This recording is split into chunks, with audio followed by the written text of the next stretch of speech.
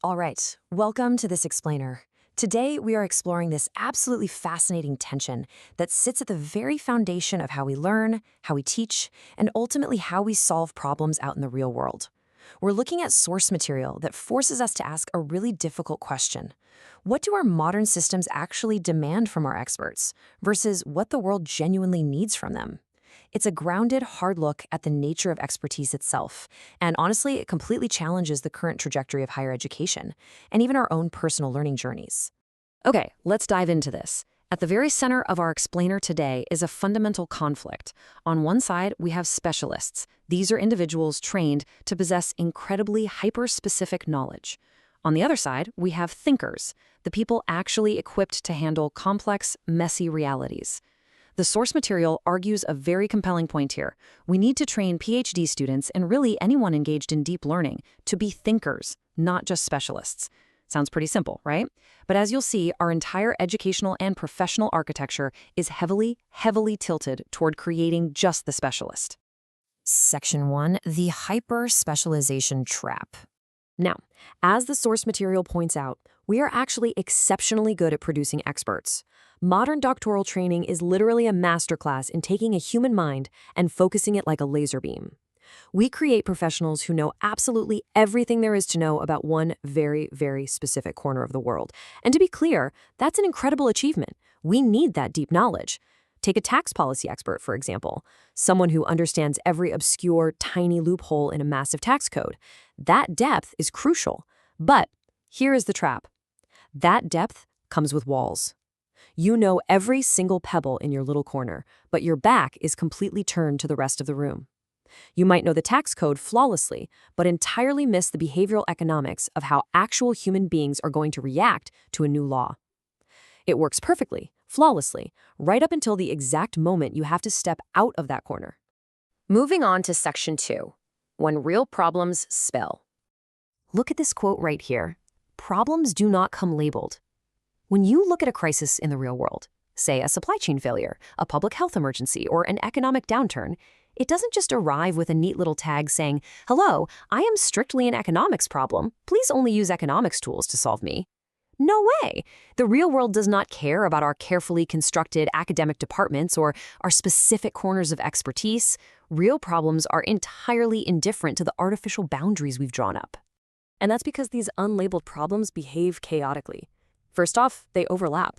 The economic problem is also a psychological problem and a logistical problem. Second, they spill. They completely refuse to stay contained in their designated containers. And third, they occasionally ignore absolutely everything we were trained to neatly categorize. You spend years learning how to put things into very specific boxes, and the real world presents you with a puddle of water. You can't put a puddle in a cardboard box, right? The problem actively resists the categorization the expert was trained to apply. Which brings us to Section 3. The cost of certainty. So, if reality is this messy and problems are constantly spilling over our boundaries, why do our institutions defend these neat little boxes so fiercely? Well, because we reward precision. Despite the overwhelming evidence that the real world is an overlapping, unlabeled mess, the systems we've built, whether in academia, corporate structures, government, they highly incentivize and reward ultimate precision. We build incentive structures that essentially tell our experts, stay in your lane, measure your specific corner with a microscope, and give us a perfectly precise answer. Think about how research grants are funded, or how corporate promotions are actually decided. They are almost always tied to demonstrable, hyper-specific metrics, even if that precise answer completely ignores the larger, messier context. And that creates a deep contrast between what we want and what actually happens when we think. You see, our systems desperately want clear answers and clean conclusions. We want the one-page executive summary. We want the definitive data point. But the source material highlights a profound truth here. Thinking, genuine thinking, tends to complicate things.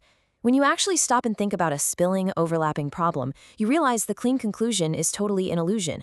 And as the source Riley points out, we all know how much systems enjoy complications. Spoiler alert, they don't. Systems crave efficiency, and true, deep thinking is remarkably inefficient and highly complicated. Which leads us to this, an incredibly powerful question. Somewhere along the way, in our relentless pursuit of efficiency and clean answers, have we started valuing certainty more than curiosity?